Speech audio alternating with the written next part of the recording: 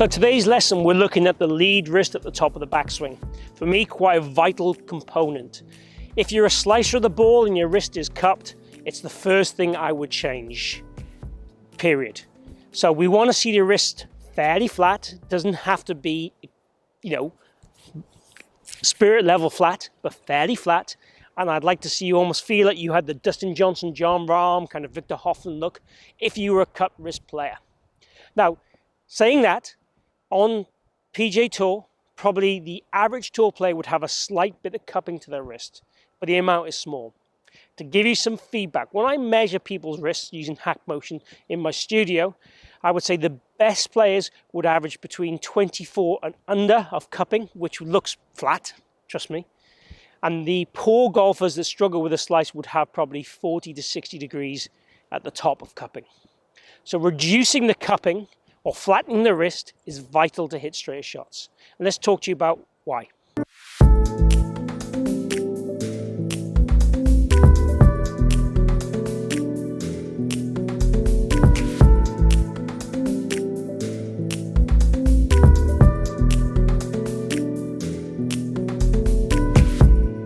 So the lead wrist at the top of the swing, it is vital to help transition and help the club face mechanics. Now, the poorest golfers in the world would have the club face open and come over the top. Pretty much guaranteed, those are the two patterns they would have. Now, if my lead wrist is cupped at the top, it leads me to want to get the shaft working this way, and it also weakens or opens the club face. And if I have my wrist cupped as I come down, you'll see here the shape it will tend to get into. Now, if my shaft goes shallower, automatically my wrist goes into a more flexed or bowed state, or arching back for simple terms. So having the wrist flatter at the top tends to set the shaft center of mass more in line or behind my hands anyway, which also helps it in transition. It also, as you look at this now, if I flex my wrist, the shaft closes more. As I cut my wrist, the face opens more, sorry. So the face angle changes as I change my wrist conditions. So it's vitally important. As we've already said, it helps the shaft pitch, it helps the club face. It helps the loft we produce on the ball through contact. So all those things. So we really want to have the wrist flattish, if we can, at the top. So I want to share with you two drills that are going to allow you to feel the moves you need to do to get it in a flatter place.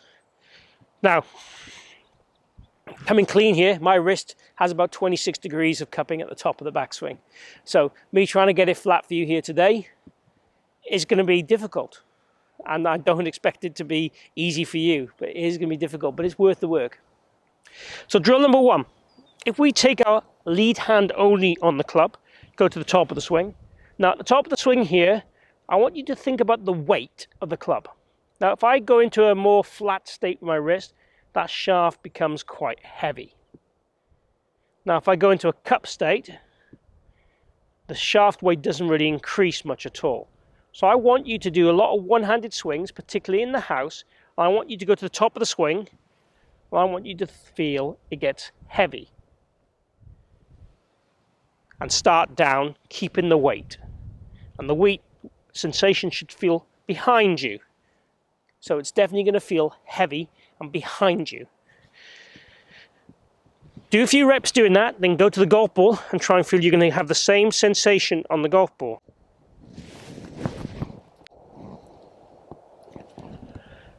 Felt different to me, but I've already said to you I generally have a little bit of cupping. Felt good, but it felt a little bit shorter. It felt a little bit more strain through my left wrist. And you can also feel this by the way through your right wrist if you wanted to instead of your left. But really today we're talking about the lead wrist as much as we can. By the way, if you are cupped at the top, but massively go into flexion in transition, you don't have to worry about getting your wrist flat at the top because you're doing the action in transition. What we see with most elite golfers is the rate of flexion change in transition is massively higher than what it is with poorer golfers.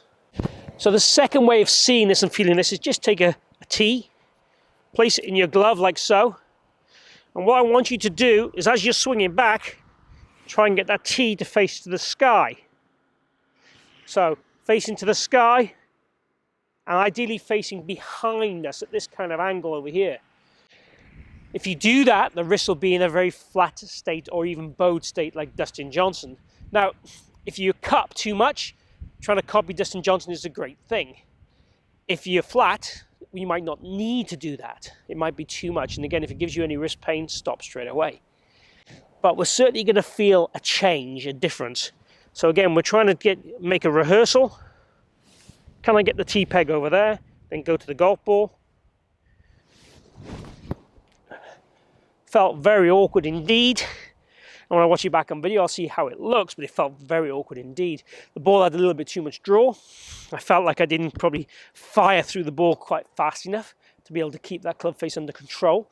But also because of what I did with the T-peg, the club face felt like it got a little bit closed as well. Also, when we're doing these things, also be aware of your grip. So if you have a very strong grip, it's going to be very hard to get a flat wrist at the top. If you have a very weak grip, it's going to be pretty easy. So weak obviously would be the hand too much to the left, strong will be too much to the right.